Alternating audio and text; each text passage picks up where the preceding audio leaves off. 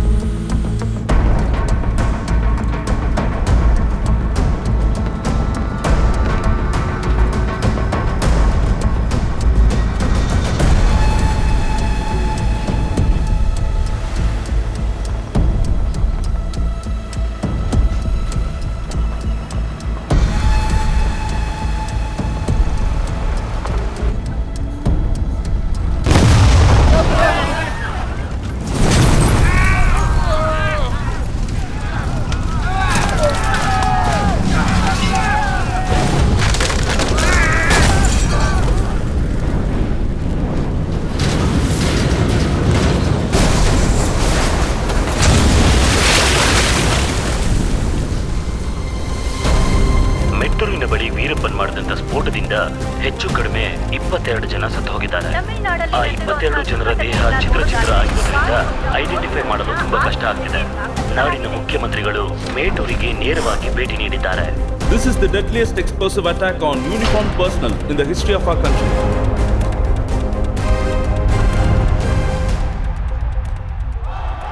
ತೊಂಬತ್ತರಲ್ಲಿ ವೀರಪ್ಪನ್ ಅಂತ ಒಬ್ಬ ಇದ್ದಾನೆ. ಅವನ ಬಗ್ಗೆ ಏನೋ ಒಂದು ನ್ಯೂಸು ಜೂನ್ 9ನೇ ತಾರೀಕಿಗೆ ಬಂತು. ಅದನ್ನ ನಾನು ಮರ್ತಿಲ್ಲ, ಯಾಕಂದರೆ ಅದು ಅವನ ಬಗ್ಗೆ ಫಸ್ಟ್ ನ್ಯೂಸ್ ಅಲ್ವಾ. ಅವತ್ತು ದಿನಪತ್ರಿಕೆಯಲ್ಲಿ ಏನೆಲ್ಲ ಆಯ್ತು ಅಂದರೆ, ವೀರಪ್ಪನ್ ಇವತ್ತು ಬಂದು ಈ ಗ್ರಾಮಕ್ಕೆ ಬಂದಿದ್ದಾರೆ, ಮತ್ತು ಇವತ್ತಿನ ದಿನ ಆ ದೇವಸ್ಥಾನಕ್ಕೆ ಬಂದು ಕೈ ಮುಗಿದ್ಬಿಟ್ಟು ಹೋಗಿದ್ದಾರೆ. ದಿನ ಪೂರ್ತಿ ಹೊಸ ಕತೆ ಬರ್ತಾನೆ ಇತ್ತು. ವೀರಪ್ಪನ್ ಬಗ್ಗೆ ಯಾರು ಬರೆದ್ರೇನೋ, ಯಾರು ಕೇಳ್ತಿದ್ರು, ವೀರಪ್ಪನ್ ಬಂದು ಕೇಳ್ತಿದ್ರ? ಸಾಧ್ಯನೇ ಇಲ್ಲ. ಅದಕ್ಕೆ ವೀರಪ್ಪನ್ ಬಗ್ಗೆ ಏನೇನೋ ಬರೆಯೋರು.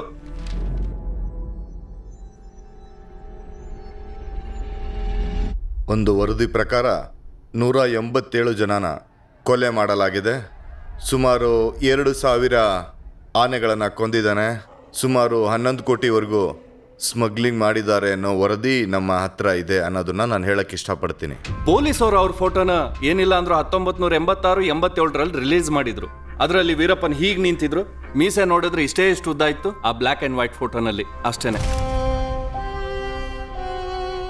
ಪೊಲೀಸ್ನವರು ಅವನು ಇದೊಂದೇ ಫೋಟೋ ಇಟ್ಕೊಂಡು ಎಲ್ಲ ಕಡೆ ಓಡಾಡ್ತಿದ್ರು. ಇವ್ನು ನೋಡಿದ್ರೆ ಒಳ್ಳೆ TB ಪೇಷಂಟ್ ಥರ ಇದ್ದಾನೆ, ಇವನು ಹೆಂಗೆ ಜನಗಳನ್ನ ಕೊಲ್ತಾನೆ? ಮೊದಲು ನಾವು ಏರಿಯಾದಲ್ಲಿರೋ ಎಲ್ಲ ರಿಪೋರ್ಟರ್ಸ್ನ ಇಲ್ಲಿಗೆ ಬರೋಕೆ ಹೇಳಿದ್ವಿ. ಈ ಮನುಷ್ಯ ನಿಜವಾಗ್ಲೂ ಇದಾನ?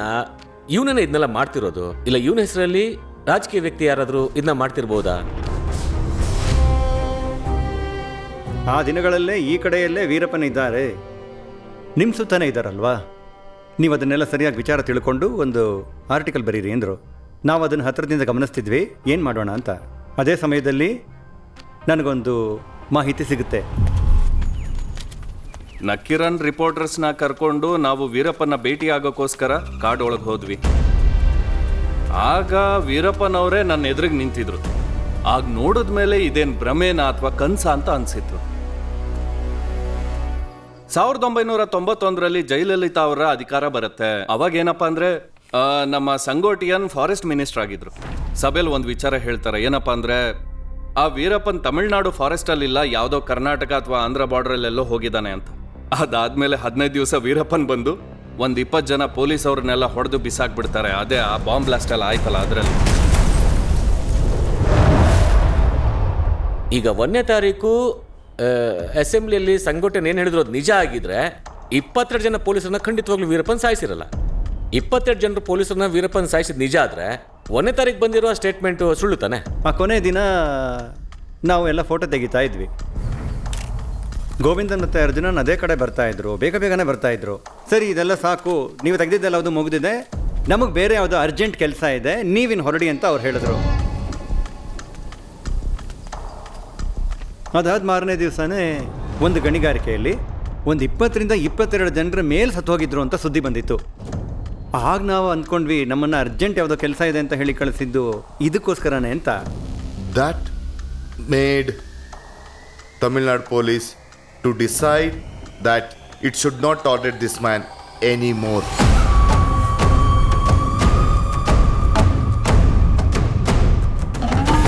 ಅವಾಗ್ಲೇನೆ ಒಂದು ಹೊಸದಾಗಿರೋ ವೀರಪ್ಪನವರ ವಯಸ್ಸಿನಲ್ಲಿರುವಂಥ ಫೋಟೋ, ಅದೇ ಮೊದಲನೇ ಸರಿ ಸಿಕ್ಕಿರೋ ಫೋಟೋ ನಕ್ಕೀರಲ್ಲಿ ಪಬ್ಲಿಷ್ ಆಗ್ತಿತ್ತು.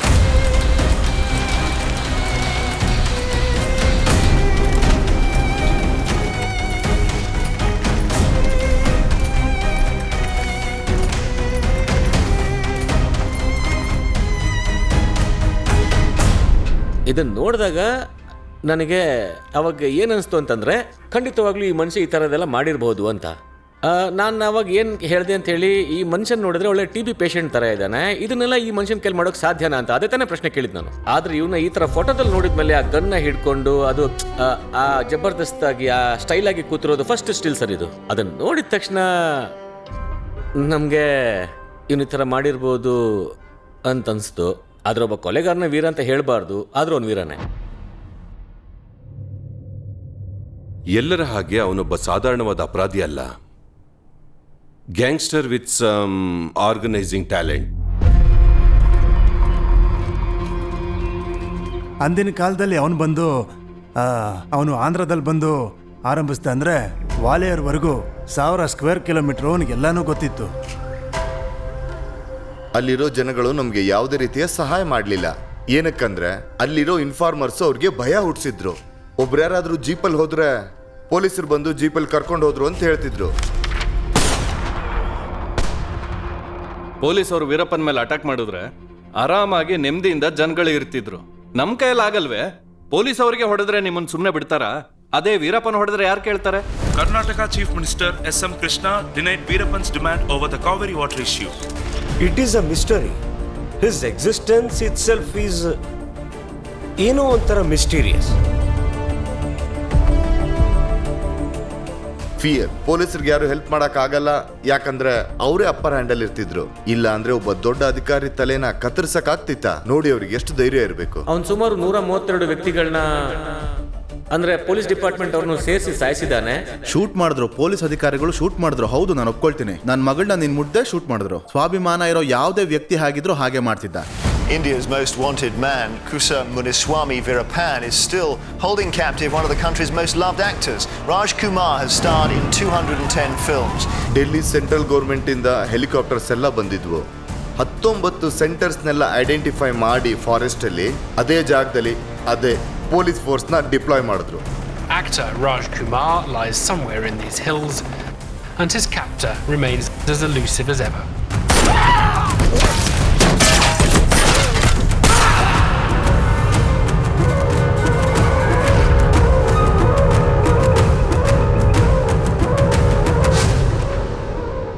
ಅವನು ಹೀರೋ ಆಗಕ್ಕಾಗಲ್ಲ, ಮತ್ತೆ ಅವನು ರಾಬಿನ್ ಹುಡ್ ಆಗಕ್ಕಾಗಲ್ಲ. ಕ್ರಿಮಿನಲ್.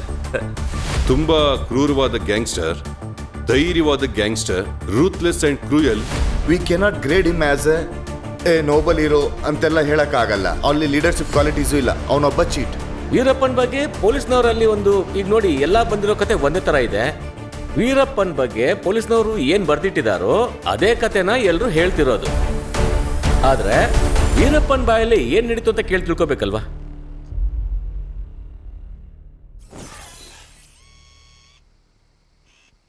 அதாவது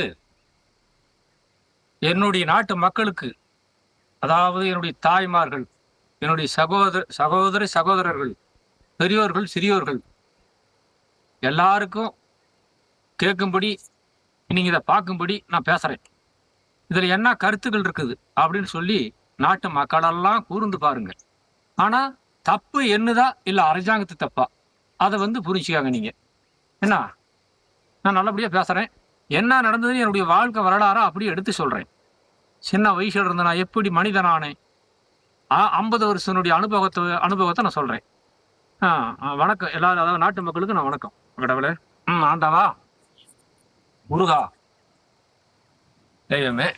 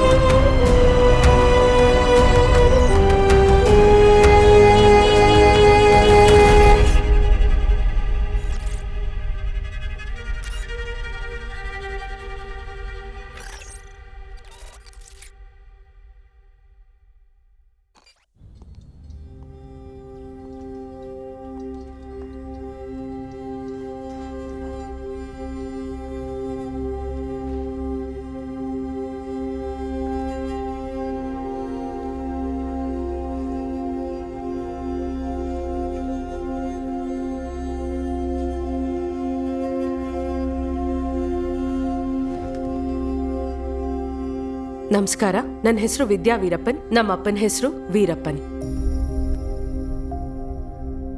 ನಾನು ಹುಟ್ಟಿದ್ರ ಬಗ್ಗೆ ಹೇಳ್ಬೇಕಂದ್ರೆ ಧರ್ಮಪುರಿಯಲ್ಲಿ ಪೊಲೀಸ್ ಕಸ್ಟಡಿನಲ್ಲಿ ಹುಟ್ಟಿದೆ. ಅಮ್ಮ ಅಜ್ಜಿನೇ ನನ್ನ ನೋಡ್ಕೋತಾ ಇದ್ದಿದ್ದು. ಒಂದಿನ ಅಪ್ಪ ಸಡನ್ ಆಗಿ ಅಮ್ಮನ್ನ ಕರ್ಕೊಂಡು ಹೊಟ್ಟೋದ್ರು. ನಾನಿನ್ನೂ ತುಂಬಾ ಚಿಕ್ಕೋಳವಾಗ. ಅವಾಗ ಅಜ್ಜಿನೇ ನನ್ನ ಬೆಳೆಸಿದ್ದು. ಊರಲ್ಲಿರೋರು ಎಲ್ಲರೂ ನನ್ನ ಸ್ವಂತ ಮಗಳ ಹಾಗೆ ನೋಡ್ಕೊಂಡು ಬೆಳೆಸಿದ್ರು. ಒಂದು ಊರಿಗೆ ರಾಜ್ಕುಮಾರಿ ಹೇಗಿರ್ತಾಳೋ ಹಾಗೆ ಬೆಳೆದಿದ್ದು ನಾನು. ಪ್ರತಿ ವಿಷಯದಲ್ಲೂ ನಾನೇ ಮುಖ್ಯ ಅನ್ನೋ ಥರ ಅವ್ರ ಸ್ವಂತ ಮಗಳ ಹಾಗೆ ನನ್ನ ನೋಡ್ಕೊಂಡ್ರು. ಯಾವುದೇ ಅಂಗಡಿಗೆ ಹೋಗಿ ನಾನು ಏನೇ ತೊಗೊಂಡ್ರು ನನ್ನ ಹತ್ರ ಕಾಸು ಕೇಳ್ತಿರ್ಲಿಲ್ಲ. ಆ್ಯಕ್ಚುಲಾಗಿ ಹೇಳಬೇಕಂದ್ರೆ ಅದಕ್ಕೆ ನನಗೆ ನಮ್ಮ ಅಪ್ಪನ ಮೇಲೆ ಜನರೆಲ್ಲ ಎಷ್ಟು ಪ್ರೀತಿ ಇಟ್ಕೊಂಡಿದ್ದಾರೆ ಅಂತ ನಂಗೆ ಹೆಮ್ಮೆ ಆಗೋದು, ಖುಷಿ ಆಗೋದು. ನಾನು ತುಂಬ ಚಿಕ್ಕವಳಿದ್ದಾಗ ನಮ್ಮಪ್ಪ ಹೀಗಿರ್ಬೋದಾ ಹಾಗಿರ್ಬೋದಾ ಅಂತ ಕಲ್ಪನೆ ಮಾಡ್ಕೋತಿದ್ದೆ. ಇಷ್ಟೊಂದೆಲ್ಲ ಒಳ್ಳೆ ಮಾತಾಡ್ತಾರಲ್ಲ, ಅಪ್ಪ ಹೇಗಿರ್ಬೋದು ಅಂತ ಕಲ್ಪನೆ ಮಾಡ್ಕೋತಾ ಇದ್ದೆ. ಅಪ್ಪನ್ನ ನಾನು ಮೊದಲನೇ ಸಲ ನೋಡಿದ್ದು ಯಾವಾಗಂದ್ರೆ, ನಕೀರನ್ ಅಂಕಲ್ ಮೊದಲೆಲ್ಲ ಅಪ್ಪನ್ನ ಫಸ್ಟು ಅವ್ರ ಟೀಮು ಅಪ್ಪನ್ನ 1996 ಇಂಟರ್ವ್ಯೂ ಮಾಡಿ ಹಾಕಿದಾಗ ಆ ಊರಲ್ಲಿ ಒಂದು ಪಂಚಾಯತ್ ಟಿವಿ ಅಂತ ಇರ್ತಾ ಇತ್ತು. ಆ ಟಿವಿನಲ್ಲೇ ಇಡೀ ಊರು ನಿಂತ್ಕೊಂಡು ನೋಡ್ತಾ ಇತ್ತು. ಸೊ ಆಗ ನಮ್ಮ ವಿಲೇಜಲ್ಲಿ ಇರಲಿಲ್ಲ. ನಾವಾಗ ರಿವರ್ ಕ್ರಾಸ್ ಮಾಡಿ ಪಕ್ಕದ ವಿಲೇಜ್ಗೆ ಹೋಗಿ ನೋಡಿ ಬರಬೇಕಿತ್ತು ಅವತ್ತು ನೈಟು. ಸೊ ಇಡೀ ವಿಲೇಜು ನನ್ನನ್ನು ಅವತ್ತು ಕರ್ಕೊಂಡು ಹೋಗಿ ತೋರಿಸಿದ್ರು, ಇವರೇ ನಿಮ್ಮಪ್ಪ ಅಂತ.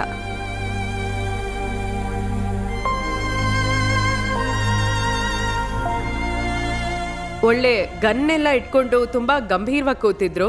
ಕೆಲವು ವಿಷಯಗಳನ್ನ ನೇರವಾಗಿ ಕ್ಯಾಮ್ರಾ ಹತ್ರ ಮಾತಾಡ್ತಿದ್ರು. ಏನು ಅಂತ ನಂಗೆ ಜ್ಞಾಪಕ ಇಲ್ಲ. ಸೊ ಅವತ್ತೇ ಫಸ್ಟ್ ಟೈಮ್ ನಾನು ಅಪ್ಪನ್ನ ನೋಡಿದ್ದು.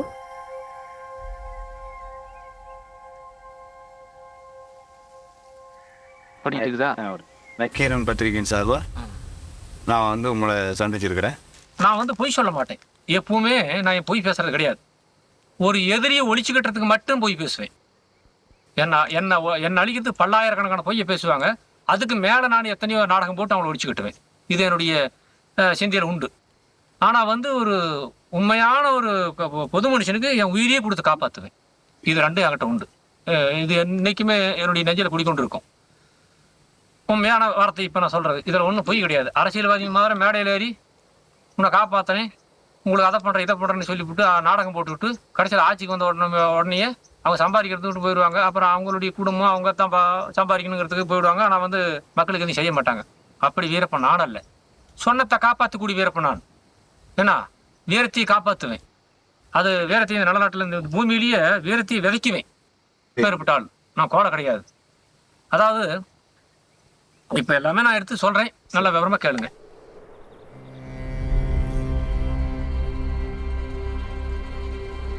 எங்களுது ஒரு வில்லேஜ், செங்கப்பாடிங்கிற ஒரு கிராமம்.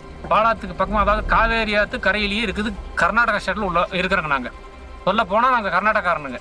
உண்மையான தமிழன் தான். குடுப்பன கொல்லணும் எல்லாம் எங்களுக்கு தமிழ் தான், தமிழனம் தான், தமிழ் ரத்னம் தான். இருந்தாலும் வந்து கர்நாடகா எல்லையில் நாங்கள் குடியிருக்கிறோங்க. எங்களுக்கு ஒரு 10 ஏக்கரா பூமி எங்கள் பாட்டை சம்பாரிச்சது, பரம்பரை சொத்து.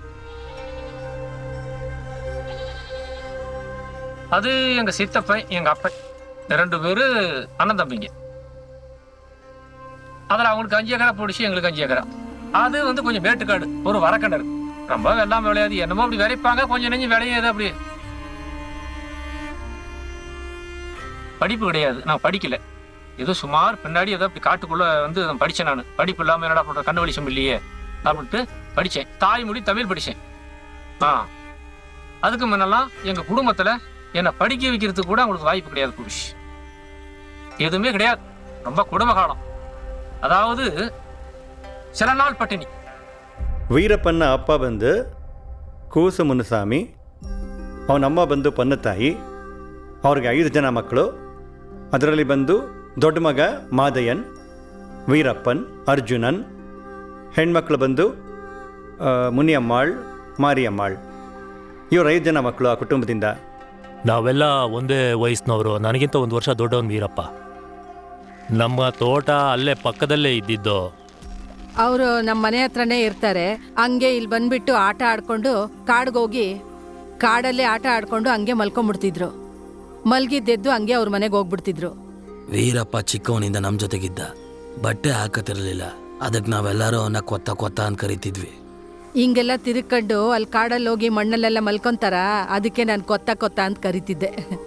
ದೇಹದಲ್ಲಿ ಮಾಂಸನೇ ಇರಲಿಲ್ಲ ಬಿಡಿ, ಬರೇ ಮೂಳೆಗಳೇ ತುಂಬ್ಕೊಂಡಿದ್ದ. ಹಿಂಗೆ ಇಲ್ಲೆಲ್ಲ ತಿರುಗುವಾಗ ಅಲ್ಲೆಲ್ಲ ಏನೇನು ಎಲೆ ಸಿಗ್ತದೋ ಅದೆಲ್ಲ ತಗೊಂಡು ತಿನ್ನೋದೇನೆ. ಯಾವ ಎಲೆ ಸಿಕ್ಕಿದ್ರು ತಗೊಂಡು ತಿಂತೀಯಲ್ಲ, ಹಂಗೆಲ್ಲ ಯಾವ್ದಾವ್ದೋ ಎಲೆ ತಿಂತಾ ಇದ್ರೆ ನೀನು ಸತ್ತೋಗ್ಬಿಡ್ತೀಯ ಅಂತಂದೆ. ನಾನು ಯಾಕೆ ಸಾಯ್ತೀನಿ, ನೀನು ತಿನ್ನು ಅಂತ ಹಂಗೆ ಆಟ ಆಡ್ತಿದ್ದ. ಆಗ್ಲೇ ಕಿತ್ತ ತಿನ್ನೋ ಬಡ್ತನ. ಒಬ್ಬ ತೋಟಕ್ಕೂ ಗತಿರ್ಲಿಲ್ಲ. ಆದ್ರೆ ಆ ಹೆಂಗ್ಸ್ ಮಾತ್ರ ಬಹಳ ಬುದ್ಧಿವಂತಲು. ಅದೇ ವೀರಪ್ಪ ಅವ್ರ ಅಮ್ಮ. ಅವಳು ಒಳ್ಳೆಯವಳೆ, ಆದರೆ ಕುಟುಂಬ ನಡ್ಸೋಕ್ಕಾಗಲಿಲ್ಲ. ಅವಳು ಕೈಲಾದಾಗ ಅನ್ನ ಹಾಕೋವಳು, ಇಲ್ಲ ಅಂದರೆ ಹಂಗೆ ಉಪವಾಸ ಇರಿಸೋವಳು. எங்களெல்லாம் காப்பாற்றுறதுக்கு எங்கள் அப்பனுங்க அம்மாலும் பெரும்பாடுபட்டாங்க. ரொம்ப, அதாவது ஒரு ஆணை குட்டி குட்டிட்டு எப்படிலாம் வளர்த்திக்கிட்டு தெரிஞ்சோ அப்படிலாம் எங்களை பாடுபட்டு வளர்த்தினாங்க. நான் ஒரு சுமார ஆணை. எனக்கு மாடு மேய்க்க போட்டாங்க. நான் மாடு மேய்ப்பேன். நான் சின்ன வயசில் மாடு தான் மேய்ப்பேன். என்னுடைய அனுபவம் அது. ಕೂಲಿ ಮಾಡು, ಅದಾவது ಅದು ಎங்களுದು கிடையாது. ಕೂಲಿಗೆ ಮೇಯ್ಕணும். ಬೆಳಗ್ಗೆನೆ ನಮ್ಮ ಹಸುಗಳನ್ನ ಮೇಯ್ಸಕ್ಕೆ ಹೊಡ್ಕೊಂಡು ಹೋಗಿ ರಾತ್ರಿ 8 ಗಂಟೆಗೆ ವಾಪಸ್ ಬರೋನು. ನಾವೇನು ಕೊಟ್ರೋ ಅದನ್ನು ತಿನ್ನೋನು. ಹಂಗೆ ಈ ಮಂಚದ ಕೆಳಗೆ ಗೋಣಿ ಚೀಲದಲ್ಲಿ ಮಲಿಕೊಂಡು ತಲೆ ಮಾತ್ರ ಆಚೆ ಇಕ್ಕಿ ಹಾರಾಡ್ಕೊಂಡು ಮಲಗೋನು.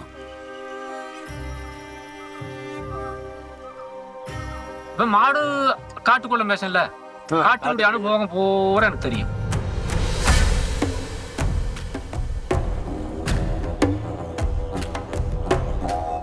அப்படி இருந்தாலும் எனக்கு வேட்டமானது தான் குறி.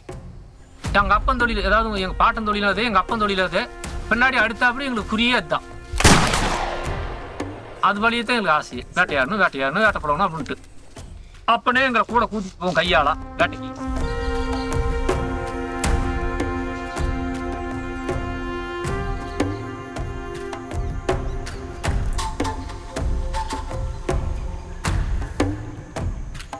அப்போ எப்படிலாம் சொல்கிறாங்க அப்படின்னு பார்ப்பேன், எப்படிலாம் துப்பாக்கி லோடு பண்ணுறான்னு பார்ப்பேன். இப்படிலாம் பழகணுங்க. அதனால தான் எனக்கு இந்த வேட்டை அனுபவம் வந்தது.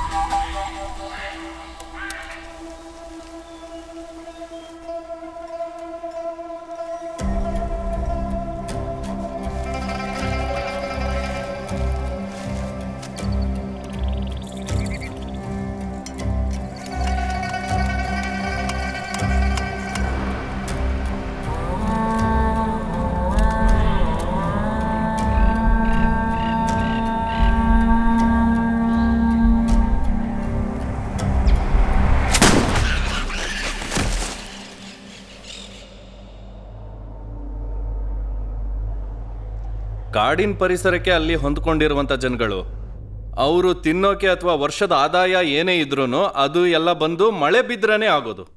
ಕಟ್ಗೆ ತರಬೇಕು ಅಂತ ಕಾಡು ಒಳಗೆ ಹೋಗೋರು ಅಷ್ಟೇ, ಇಲ್ಲ ಕುರಿ ಮೇಯ್ಸಕ್ಕಂತ ಕಾಡು ಒಳಗೆ ಹೋಗೋರು, ಇಲ್ಲ ಮುಖ್ಯವಾಗಿರೋ ವಸ್ತು ಬೇಕು ಅಂದರೆ ಕಾಡು ಒಳಗೆ ಹೋಗೋರು, ಅದನ್ನು ಶೇಖರಣೆ ಮಾಡೋಕ್ಕೋಸ್ಕರ ಹೋಗೋರು. ಕಾಡನ್ನ ಕಾಪಾಡ್ತೀವಿ ಅನ್ನೋ ಹೆಸರಲ್ಲಿ ಆ ಕಾಡಲ್ಲಿ ವಾಸ ಮಾಡ್ತಿದ್ದ ಜನರ ಹಕ್ಕನ್ನು ನಾಶ ಮಾಡಿದ್ದು ಈ ಫಾರೆಸ್ಟ್ ಆ್ಯಕ್ಟ್. ಫಾರೆಸ್ಟ್ ಆ್ಯಕ್ಟು ಅವ್ರಿಗೆ ಸ್ವಲ್ಪ ಸಮಸ್ಯೆ ಆಯಿತು, ಆದರೆ ಜನರು ಅದರ ವಿರುದ್ಧವಾಗಿರಲಿಲ್ಲ. ಸರ್ಕಾರ ಏನು ಹೇಳ್ತಂದ್ರೆ, ಇಲ್ಲಿರೋ ಜಾಗ ಎಲ್ಲ ಸರ್ಕಾರಕ್ಕೆ ಸೇರಿದ್ದು, ನೀವು ಇದೆಲ್ಲ ತಗೋಬಾರ್ದು ಹಂಗಂತ ಒಂದು ಆದೇಶನ ಹೊರಡಿಸ್ತಾರೆ. ಅಲ್ಲ ನಾವಿಲ್ಲಿ ಉಳಿಬೇಕಾಗಿರೋದು ಇಂಥ ಜನಗಳ ಮಧ್ಯದಲ್ಲಿ, ಅದು ಕಾಡಲ್ಲಿ. ಹೋಗಿ ನಾವು ಮಹಲ್ ಏನಾದರೂ ಕಟ್ತೀವ ಹೇಳಿ? ಕಾಡನ್ನು ನಾವು ನಂಬಿದೀವಿ, ಕಾಡು ನಮ್ಮನ್ನು ಬದುಕ್ತಿದೆ. ಇಲ್ಲಿ ಏನಾದರೂ ಬೆಳಿಲಿಲ್ಲ ಅಂತಂದ್ರೆ ಇಲ್ಲಿರೋದು ಏನೇ ಇದ್ರೂ ಎಲ್ಲ ಹಾಳಾಗಿ ಹೋಗ್ಬಿಡುತ್ತೆ. ಇದನ್ನ ನಂಬೆ ನಾವು ಕುಟುಂಬನ ನಡೆಸ್ತಾ ಇರೋದು. ಹಂಗ ಅನ್ಬೇಕಾದ್ರೆ ಇದು ಸರ್ಕಾರದ ಸ್ವತ್ತು ಅಂತಂದ್ರೆ ತುಂಬಾನೇ ತೊಂದರೆ ಕೊಡ್ತಾರೆ, ಯಾಕಂದ್ರೆ ಅವರಿಗೆ ಅಧಿಕಾರ ಇದೆ. ಬೇಟೆಯಾಡೋದು ಅವರಿಗೆ ಪರಂಪರೆಯಿಂದ ಬಂದಿರೋದು. ಫಾರೆಸ್ಟ್ ಡಿಪಾರ್ಟ್ಮೆಂಟ್ನವರು ಬೇಟೆಯಾಡೋದನ್ನ ಯಾವಾಗ ತಡೆದ್ರೋ ಆವಾಗಿಂದ ಕಾಡು ಜನರ ಆರೋಗ್ಯ ಎಲ್ಲ ಕ್ಷೀಣವಾಗ್ತಾನೆ ಹೋಯ್ತು. ಅವರು ಅನಿಮೀಯದಿಂದ ನರಳೋಕ್ ಶುರುವಾದ್ರು. ಅವರು ಬೇಟೆಯಾಡಬೇಕಾದ್ರೆ ಅವರಿಗೆ ಒಳ್ಳೆಯ ಆಹಾರ ಸಿಗ್ತಿತ್ತು. ಅವರಪ್ಪ ಅವತ್ತು ಬೇಟೆ ಆಡಿದ್ರೇ ಅವ್ರಿಗೆಲ್ಲ ಊಟ. ಅಕಸ್ಮಾತ್ ಹುಷಾರಿಲ್ಲ ಅಂದರೆ ಅಲ್ಲಿ ಬಂದು ಆ ಮನೆಯಲ್ಲಿ ಉಳಿತಾ ಇದ್ರು. ಅವ್ರ ಅಪ್ಪ ಈ ಪ್ರಾಣಿಗಳು ಸದ್ದೆಲ್ಲ ಮಾಡೋನು, ಹಂಗೆ ಮರಗಳ ಮೇಲೆ ಹತ್ಬಿಡೋನು. ಅವನ ಮೇಲೆ ನಿಂತ್ಕೊಂಡು ಬೇಟೆ ಆಡಿದನ್ನೆಲ್ಲ ಈ ವೀರಪ್ಪ ಹೋಗಿ ಆಯ್ಕೊಂಬರೋನು. ಅವನು ಬಾಲ್ಯದಿಂದನೇ ಹಂಗೆ ಬೆಳೆದು ಬಂದ್ಬಿಟ್ಟ.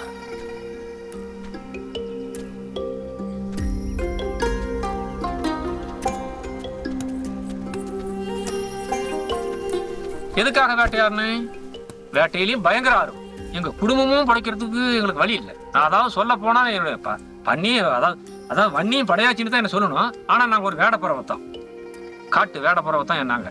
ஏன்னா எங்க அந்த நிலைமை ஆகி போச்சு எங்களுக்கு. அதாவது எந்த அரசாங்கம் வந்து உதவி செய்யுது, எந்த அரசியல்வாதி உதவி செய்யறான், யார் உதவி செய்யறா, எதுவுமே கிடையாது. சரிட்டு இப்படியே இருந்துங்க. இப்படியே இருந்து கொஞ்சம் விடத்தரமான கொஞ்சம் பெருசான பின்னாடி துப்பாக்கி எடுத்து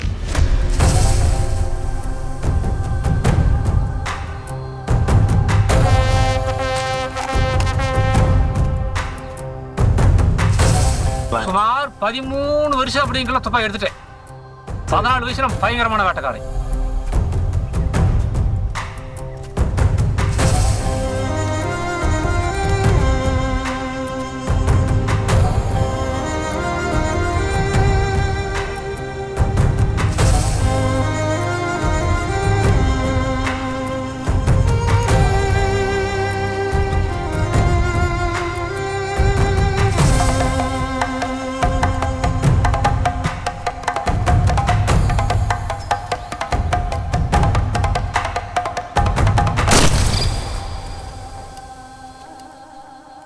ಅದು ಎಷ್ಟು ದೂರ ಇದ್ರೂ ಸರಿ, ಗುರಿ ಇಟ್ಟರೆ ಮುಗೀತು. ಬೇರೆಯವರೆಲ್ಲ ಗುರಿ ತಪ್ಪಿಬಿಡೋರು, ಇವನು ಗುರಿ ಇಟ್ಟರೆ ತಪ್ತಿರ್ಲಿಲ್ಲ. எல்லாத்தோட நல்லா நான் சுடுவேன். என்னை பற்றி எல்லாருமே என்னதான் வந்து இந்த வேட்டையை பொறுத்த வரைக்கும் எனக்கு மேலே இட முடியாது. இப்போ வீட்டில் அந்த அளவுக்கு நான் சுட்டு பழகினேன். என்னுடைய ஆர்வம் அது. ஒருத்தருடைய ஆர்வம் சினிமாவில் நடிக்கிறாங்கன்னா அவனுக்கு சின்ன வயசுலேருந்து அந்த ஆர்வம். அதாவது வண்டியில் வந்து டிரைவராக போகிறான்னா அவனுக்கு சின்ன வயசுலேருந்து அந்த ஆர்வம். படிப்பில் முன்னேறான்னா அவனுக்கு அந்த ஆர்வம். எனக்கு ஒரு இந்த ஆர்வம் கடவுள் கொடுத்துருச்சு. என்ன செய்யட்டும். ಅವ್ರ ಬೇಟೆನ ಚೆನ್ನಾಗಿ ಆಡ್ತಾಯಿದ್ರು, ಅದೇನು ಸಮಸ್ಯೆ ಇಲ್ಲ. ಸುಡೋದೆಲ್ಲ ಚೆನ್ನಾಗೆ ಸುಡ್ತಾಯಿದ್ರು ಅವರು. ನಾನು ಚಿಕ್ಕವನಾಗಿದ್ದಾಗ ಅವ್ರು ನಮ್ಮ ಅಪ್ಪನ ಜೊತೆ ಬೇಟೆ ಆಡೋಕ್ಕೆ ಹೋಗ್ತಾಯಿದ್ರು. ಅವಾಗ ಜಿಂಕೆನ ಹೊಡಿತಾಯಿದ್ರು. ಅವರಿಬ್ರು ಅಂದರೆ ತುಂಬ ಜನ ಜೊತೆಗೆ ಹೋಗೋರು. ಅವಾಗೆಲ್ಲ ಯಾರು ನೋಡಿದ್ರು ಬೇಟೆ ಆಡೋಕ್ಕೆ ಹೋಗೋರೆ ಅಲ್ವೇ. ಇವಾಗೆಲ್ಲ ಬೇಟೆ ಗಿಟ್ಟೆ ಅಂದರೆ ಕೇಸ್ ಹಾಕ್ಬಿಡ್ತಾರೆ. நான் தான் வேட்டையாடுன்னு சொல்லி என்னை தப்பாக சொல்லலாம். சில ஜட்ஜிங்களே வர்றாங்க நீதிமன்றத்தில் உக்காந்தி நீதிமன்றத்தில் உக்காந்தி தப்புக்கு தண்டனை கொடுக்குறான் பாரு நீதிபதி, அவனே கார் எடுத்துட்டு வரான். நானே கர்நாடகா பார்த்தேன். இந்த நாட்டு மக்களுக்கும் தெரியும். ஏன்னா துப்பாக்கியோட லைசன்ஸ் துப்பாக்கி தான் இதெல்லாம் எடுத்துட்டு வர்றான். அங்கே ரேஞ்சரும் கூட வர்றான். அந்த ரேஞ்சரும் கூட வரான். டிஎப்பா வரைக்கும் வர்றான். ஏன்னா பெட்டியா விசிக்கி பிராந்தியெல்லாம் வாங்கிட்டு வராங்க. லைட் விடுறாங்க. 4-3 மான் அடிக்கிறாங்க. புள்ளி மான் கடமான அடிக்கிறாங்க. சாப்பிட்றாங்க, மஜா பண்ணுறாங்க, வீட்டுக்கு எடுத்துகிட்டு போகிறாங்க. அவங்கெல்லாம் ஆஃபீஸர், அவங்க செய்கிற தப்பு கிடையாது. ஏன்னா தப்பு இல்லை. ஐயோ அவர் ஜட்ஜி, அவர் செஞ்சது தப்பு இல்லை. ஆனால் நம்ம மாதிரி வீரப்பு முன்னாடி ஒரு பைத்தியக்காரன் வயிற்றுக்கு இல்லாமல் ஏதாவது சாப்பிட்றதுக்காக அடிச்சு சாப்பிட்டா அது பெரிய தப்பு உலகத்தில். அதெல்லாம் அப்படி அடிக்கூடாது. அதில் பாவம் வரும். ஆனால் அவங்க அடித்தா பாவம் வராது. ಅದು எப்படி இருக்கட்டும். ಅರಣ್ಯಾಧಿಕಾರಿಗಳ ಪರ್ಮಿಷನ್ ಇಲ್ದೇನೆ ಕಾಡೊಳಗೆ ಯಾರು ಹೋಗೋ ಹಾಗಿಲ್ಲ. ನಿಮಗೆ ಗೊತ್ತಿರಲಿ, ಎಂಟ್ರಿ ಆಗೋದೇನೆ ಫಾರೆಸ್ಟ್ ಆಕ್ಟ್ 7 ಸೆಕ್ಷನ್ 7 ಪ್ರಕಾರ offence. Once you enter the forest without the permission, that itself is an offence under the forest act. ಇದು ಜನರಿಗೆ ಅನ್ವಯಿಸ್ತಾ ಇತ್ತು, ಅಧಿಕಾರಿಗಳಿಗೆ ಅನ್ವಯಿಸ್ತಿರ್ಲಿಲ್ಲ. ವೀರಪ್ಪನ ಕಾಡಲ್ಲಿ ಮುನ್ನೆಲೆಗೆ ಬರೋವರೆಗೂ ಇದೆಲ್ಲ ನಡೀತಾನೆ ಇತ್ತು. ಆ ಸ್ಥಳದಲ್ಲಿದ್ದ ಪವರ್ಫುಲ್ ಜನರೆಲ್ಲ ಟೈಮ್ ಪಾಸ್ಗೋಸ್ಕರ ಬೇಟೆಯಾಡ್ತಾನೆ ಇದ್ರು. ಅವರಿಗೆ ಬೇಟೆಯಾಡಕ್ಕೆ ಅನುಮತಿ ಕೊಟ್ಟಿದ್ದೆ ಫಾರೆಸ್ಟ್ ಡಿಪಾರ್ಟ್ಮೆಂಟ್ನವರು. ಆ ಹಳ್ಳಿ ಹೆಸರು ಹೇಳಿದ್ರೆ ಸರಿ ಬರಲ್ಲ, ಆದರೆ ಪಕ್ಕದಲ್ಲಿರೋ ಗ್ರಾಮಗಳಲ್ಲಿರೋ ಪವರ್ಫುಲ್ ಜನರೆಲ್ಲ ಫಾರೆಸ್ಟ್ ಡಿಪಾರ್ಟ್ಮೆಂಟ್ನ ಸಹಾಯದಿಂದ ಬೇಟೆಯಾಡೋದಕ್ಕೆ ಶುರು ಮಾಡಿದ್ರು. உலகம் அப்படி போகுது. அப்படி போகுது. அதனால தான் இதெல்லாம் நான் விளக்கமாக சொல்கிறேன். வந்து இப்படி ஜீவனம் பண்ணிக்கிட்டு இருந்தேங்க. மேல்கொண்டு அப்படியே இருக்குங்களே, இந்த சேவிக்கு மட்டும் வந்தார் குரு. எனக்கு குரு அவர் தான் ஃபர்ஸ்ட் ஆன வேட்டைக்காரன் அந்த பகுதியில், இந்த ஏரிಯಾவுக்கு ಕಂಪ್ಲೀಟ್. ನೋಡಿ, ವೀರಪ್ಪ ಒಬ್ಬ ಸಾಧಾರಣ ಮನುಷ್ಯ. ಇವರೆಲ್ಲ ಮೊದಲೇ ವ್ಯಾಪಾರ ಮಾಡ್ತಿದ್ರು. ಆನೆಗಳ ದಂತ ಮಾರೋದು, ಈ ತರ ತುಂಬಾ ವ್ಯಾಪಾರ ಮಾಡ್ತಿದ್ದ. அவர் ஒரு வகையில் எனக்கு மாமா ஆகுது.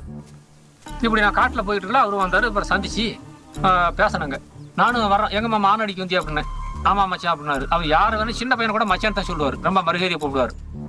சரி, நான் எனக்கு ஒரு ஆர்வம், எப்படி மாமா ஆனை அடிக்கிறது பார்க்கலாம், எனக்கு ஆசையாக இருக்குது, நானும் கூட வர்றேன் அப்படின்னு.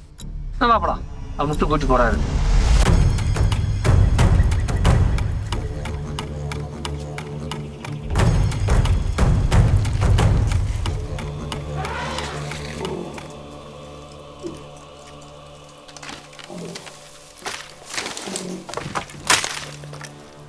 கூட்டி போய் அவர் சொன்னார், இந்த இடத்துல அடிச்சா ஆணை விழுவோம் அப்படின்னு சொன்னார். எந்த அடிச்சல அடிச்சா விழுவோம்னு சொன்னேன்.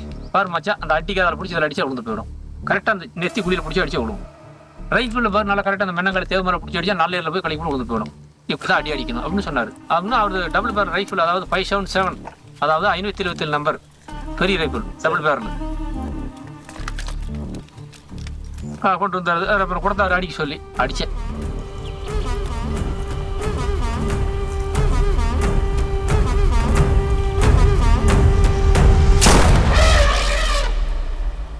ஆமா, சங்கப்பாடி பக்கத்துல ராமதாளிங்கிற காட்டுல. அதான் ஃபர்ஸ்ட் நான் அடிச்சதானே. ஆமா, பாடி அடித்து அடிச்சேன். பிசாஜி அடிச்சு. ಪ್ರಾರಂಭದಲ್ಲಿ ಇವನಿಗೆ ಈ ಆನೆದಂತನೆಲ್ಲ ಮಾರೋದೆಲ್ಲ ಗೊತ್ತಿರಲಿಲ್ಲ. ಮೊದಲು ಇವನಿಗೆ ರೈಫಲ್ ಕೊಡ್ತಿದ್ರು, ಇವನು ತಗೊಂಡು ಹೋಗಿ ಬೇಟೆ ಆಡ್ಕೊಂಡು ಬರ್ತಿದ್ದ. ಈ ಸೆವಿಗೊಂಡರು ಒಂದು ಸ್ವಲ್ಪ ಒಳ್ಳೆ ಸ್ಥಾನಕ್ಕೆ ಬರೋದಕ್ಕೆ ವೀರಪ್ಪನೇ ಕಾರಣ.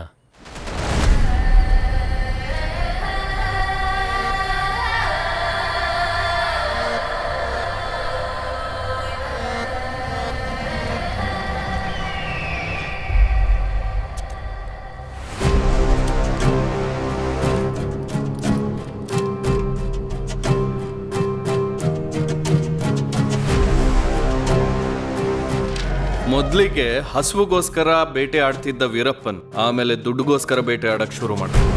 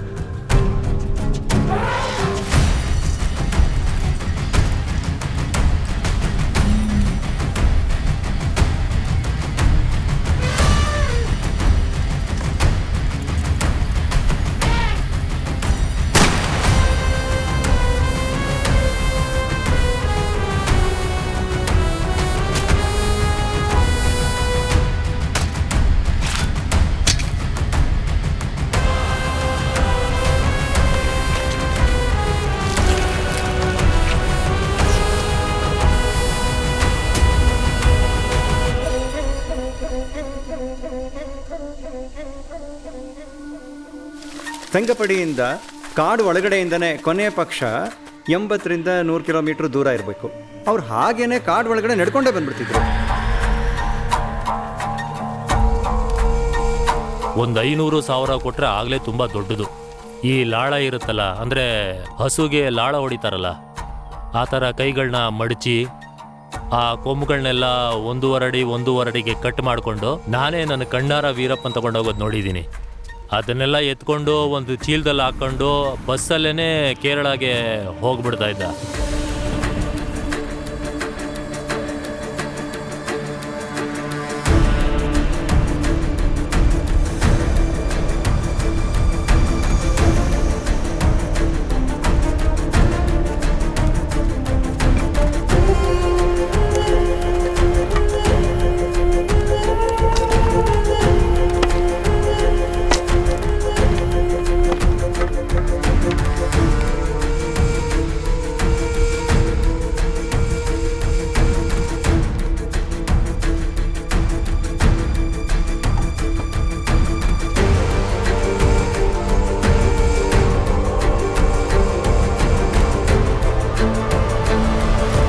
அந்த வேட்டையாடி அந்த காசை சம்பாதிச்சோம் நாட்டு மக்களுக்கு தான் நான் இது வரைக்கும் நான் தர்ம முடி கொடுத்தேன்.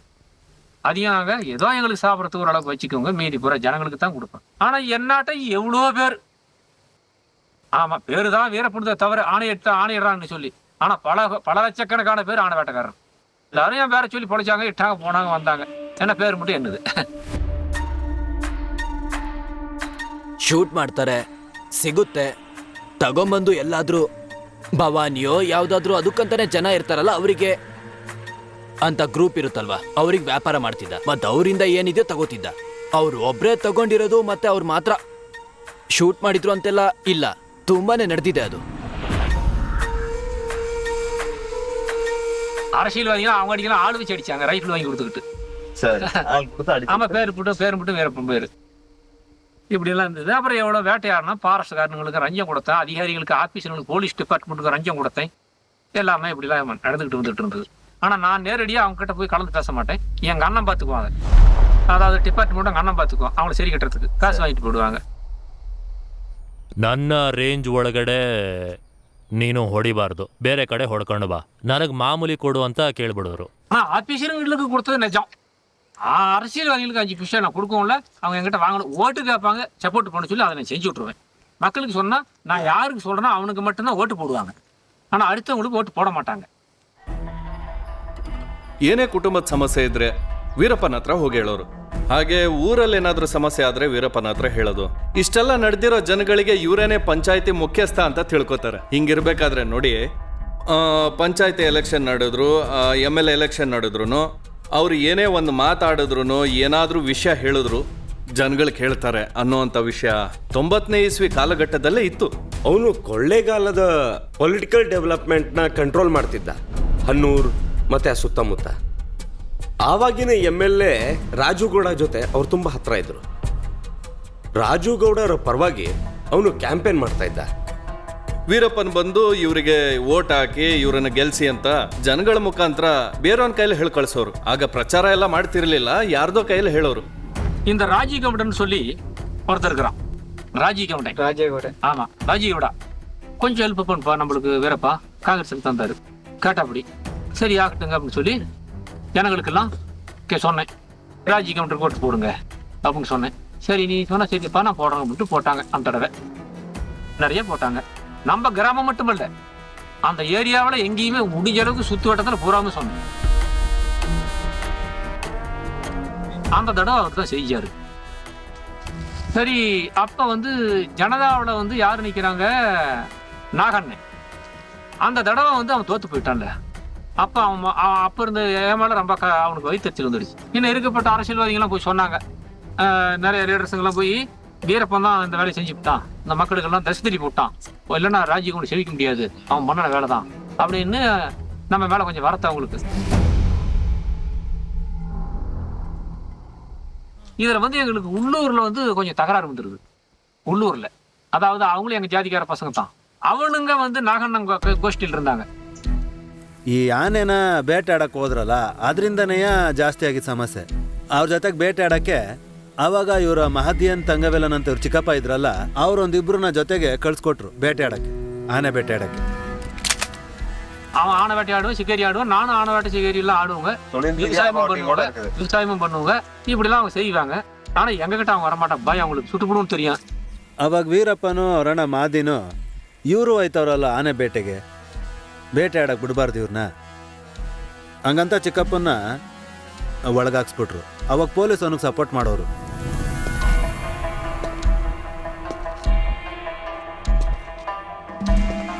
ಅವಾಗ ಆನೆದಂತನ ತಗೊಬಂದು ನಮ್ಮ ಚಿಕ್ಕಪ್ಪನ ಮನೇಲಿ ಮಡಗ್ಬಿಟ್ಟು ಹಿಡ್ಕೊಟ್ಬಿಟ್ರು.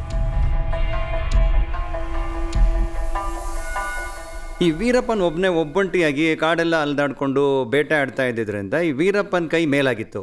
ಮತ್ತು ಆಗ MLA ಬಂದು ಅವರು ಕಾಂಗ್ರೆಸ್ನವರಾಗಿದ್ದು, MLA ಇವ್ರ ಕಡೆಯವರಾಗಿದ್ದು, MLA ರಾಜುಗೌಡ ಅನ್ನೋರು MLA ಆಗಿದ್ದರು. ಹಾಗಾಗಿ ಏನೇ ಆದರೂ ಇವರು ಸಪೋರ್ಟ್ ಆಗಿದ್ರು. அப்ப இருந்தே இவங்களுக்கு என் மேல பகை வந்துருச்சு. இந்த வீரப்பனை ஒழிச்சுக்கிட்டு போடணும்.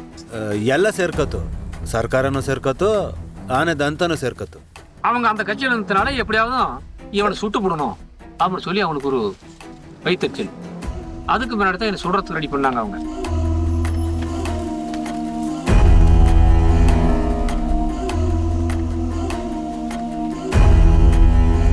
அவங்களும் வேட்டைக்காரங்களாச்சா, ஒரு 30 பேர் இருப்பாங்க அவங்க கேங்கு. நல்ல துப்பாக்கி கூட முடியும் தான். நான் எங்கெங்க போறேனோ அந்த ஏரியாவெல்லாம் பூரா அவங்க கூடு வச்சுக்கிட்டு என்னத்தை குறுக்கட்டினாங்க சொல்றதுக்கு.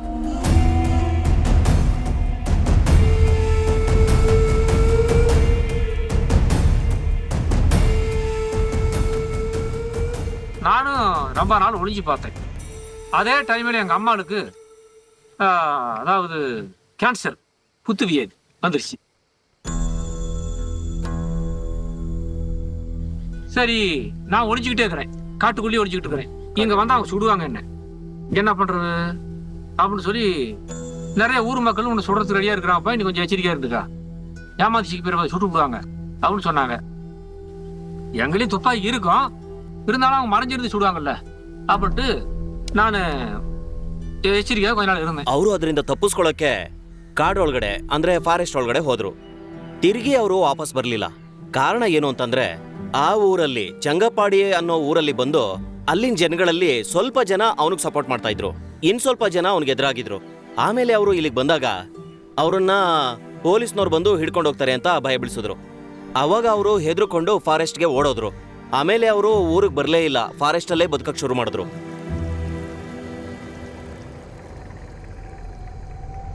ஒரு நாள் ஆள் விட்டு இருந்துச்சு வர சொல்லி, பாப்பா போய் வந்து எங்க தம்பி அதாவது மகனை வீரப்பனை வர சொல்லு, என்னை வந்து பார்க்கட்டும் அப்படின்னு சொல்லிருந்துச்சு. ஆனா ரொம்ப ಅನ್ಬಾ வளர்த்தான் எங்க ಅಮ್ಮ. ಅಮ್ಮನ್ ಕಂಡ್ರೆ ಬಹಳ ಪ್ರೀತಿ ಅವನಿಗೆ, ಅಪ್ಪನ ಮೇಲೂ ಅಷ್ಟಿರ್ಲಿಲ್ಲ. ಆದರೆ ಅವ್ರ ತಾಯಿ ಮೇಲೆ ಮಾತ್ರ ಅಷ್ಟೇ ಅಲ್ಲ, ಅವ್ರ ತಾಯಿಗೂ ಇವನ ಮೇಲೆ ಬಹಳನೇ ಪ್ರೀತಿ. போய் அம்மாவை பார்த்துட்டு நம்ம வர சொல்லிட்டுக்கிறாங்க அப்படின்னு சொல்லிட்டு போனேன். ஒரு 15 பசங்க நம்ம ஆளுங்களை கூட்டிக்கிட்டு நேராக போய் 12 மணி இருக்கும் பகல்.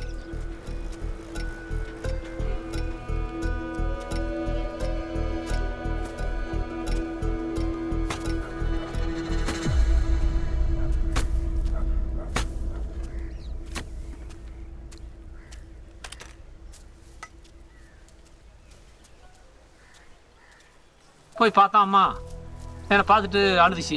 ஏமாளுவர் அப்படின்னு சொல்லி கேட்டேன். ஒன்றும் இல்லைப்பா, நான் பிழைக்க மாட்டேன். இன்னொரு 5-6 நாளைக்கு உள்ள நான் இருக்க முடியாது. அந்த அளவுக்கு எனக்கு உடம்பு தெரியுது. நான் செத்து போயிட்டேன் அப்படின்னா நீ என்ன வந்து பார்க்க வேண்டாம். எப்படி? என்ன வந்து பார்க்க வேண்டாம். என்ன வந்து பார்க்க வேண்டாம். சரி, அம்மா செத்து போயிட்டாலும் வந்துட போறேன். அவங்க சுடுறதுக்கு ரெடியா இருக்கிறாங்க. அன்னைக்கு எப்படி வருவான்னு தெரியும். ரெடியா இருப்பேன், சுட்டு போடுவாங்க. நான் சாக வேண்டியவ, நான் பார்க்க வேண்டியதெல்லாம் பார்த்தாச்சு. நான் போறேன். இருக்கிறவங்க எடுத்து என்ன தகனம் பண்ணிட்டோம். ஆனா இன்னி மட்டும் தப்பி பிடிச்சிக்க, வந்துட போறேன் அப்படின்னு ಅಮ್ಮ சொல்லிட்டு ಅಳಿಸಿ. ನೋಡಿ, ಅವ್ರ ಅಮ್ಮಂಗೆ ಹುಷಾರಿಲ್ದಿರೋದು ನಿಜವೇಯ. ಆದರೆ ಆನೆ ಕೇಸಲ್ಲಿ ಮೊದಲಿಂದನೂ ಇವನ್ನ ಹುಡುಕ್ತಾ ಇದ್ರು. ಅವ್ರ ಅಮ್ಮಂಗೆ ಹುಷಾರಿಲ್ಲ, ನೋಡೋಕೆ ಬಂದೇ ಬರ್ತಾನೆ ವೀರಪ್ಪನು ಅಂತ ಪೊಲೀಸರು ಫಾಲೋ ಮಾಡ್ತಾಯಿದ್ರು. ಇದನ್ನೆಲ್ಲ ಯಾರೂ ಅವ್ರಿಗೆ ಹೇಳ್ಕೊಟ್ಟೇನು ಮಾಡಲಿಲ್ಲ ಪೊಲೀಸವರು. ಯಾಕಂದ್ರೆ ಪೊಲೀಸರು ಮೊದಲಿಂದನೂ ವೀರಪ್ಪನ ಹುಡುಕ್ತಾ ಇದ್ರು. ಇದನ್ನು ತಗೊಂಬಂದು ನಮ್ಮ ಚಿಕ್ಕಪ್ಪನ ಮೇಲೆ ಹಾಕ್ಬಿಟ್ರು. ಇವನೇ ಹೇಳಿರೋದು ಪೊಲೀಸವ್ರಿಗೆ ಅಂತ. ಹಂಗೆ ಹಿಂಗೆ ಆಗಿ ಒಂದಕ್ಕೊಂದೊಂದು ಹಂಗೆ ಸೇರ್ಕೊತು. ಮತ್ತು ಎರಡನೇದೇನೆಂದರೆ ಊರವರು ಸಪೋರ್ಟ್ ಮಾಡಿದ್ರು. ಇಲ್ಲಿದ್ದು ಅಲ್ಲಿಗೆ ಹೇಳೋದು, ಅಲ್ಲಿದ್ದು ಇಲ್ಲಿಗೆ ಹೇಳೋದು. ಊರು ಜನಗಳು ಸಮಸ್ಯೆ ಮಾಡಿಬಿಟ್ರು.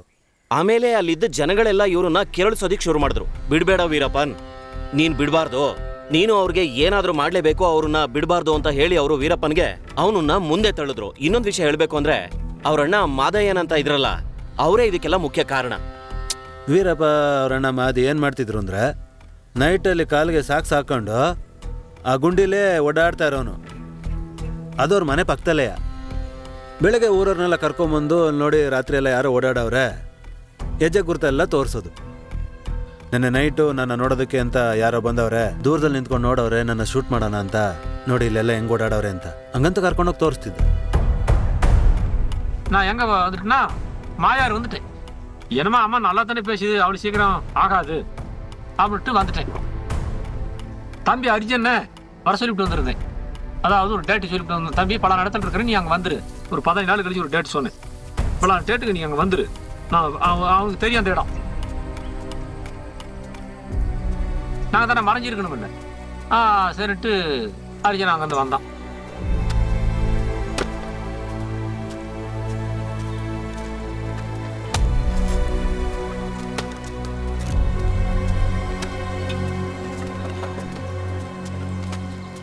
அப்புறம் வந்து என்னடா அம்மா எப்படா இருக்குது அப்படின்னு.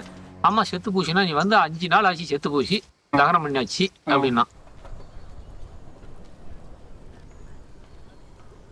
ಅವ್ರ ಅಮ್ಮ ಸತ್ತಾಗ ಪೊಲೀಸರು ತುಂಬ್ಕೊಬಿಟ್ಟಿದ್ರು. ವೀರಪ್ಪ ಬರೋಕ್ಕಾಗಲಿಲ್ಲ, ನೋಡೋಕ್ಕೂ ಆಗಲಿಲ್ಲ, ತಡೆದ್ಬಿಟ್ರು ಅವನ್ನ. ವೀರಪ್ಪನ ಶೂಟ್ ಮಾಡಬೇಕು ಅಂತೆಲ್ಲ ನಾವು ಅಂದ್ಕೊಳ್ಳಿಲ್ಲ. ಬಂದರೆ ಹಿಡ್ಕೊಡ್ಬೇಕು. ಅವ್ರ ಅಮ್ಮ ಸತ್ತಾಗ ಏನಾದರೂ ಬಂದರೆ ಹಿಡ್ಕೊಡೋಣ ಆ ಥರ ಎಲ್ಲ ಯಾರೂ ಅಂದ್ಕೊಳ್ಳಿಲ್ಲ. ಯಾಕಂದರೆ ತಾಯಿ ಸತ್ತರೆ ಬರಲೇಬೇಕಲ್ವ ಎಲ್ಲರೂ. ಬಂದು ಹೋಗ್ಲಿ ಪರವಾಗಿಲ್ಲ, ನಮಗೆ ತೊಂದರೆ ಕೊಡೋಕೆ ಬಂದರೆ ಹಿಡ್ಕೊಡೋಣ. அப்பதான் எனக்கு ரொம்ப வெறிகளையும் போயிடுச்சு.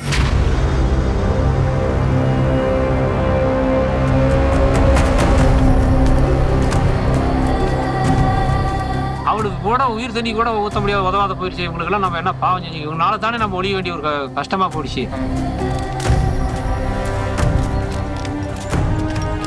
ரத்த தாய் இல்லையா, அவர் ரத்த வயிற்றுல 10 மாசம் சுமந்து நம்மளை பெத்து எடுத்து ஈக்கி அடிக்காத எலும்பு குடிக்காத வளர்த்தி கடைசி காலத்துல பார்க்க முடியலையே. இவங்களை சுடணும்னு அப்பதான் எனக்கு வெறி வந்து, அப்பதான் நான் கொலை செய்யறதுக்கு போனேன்.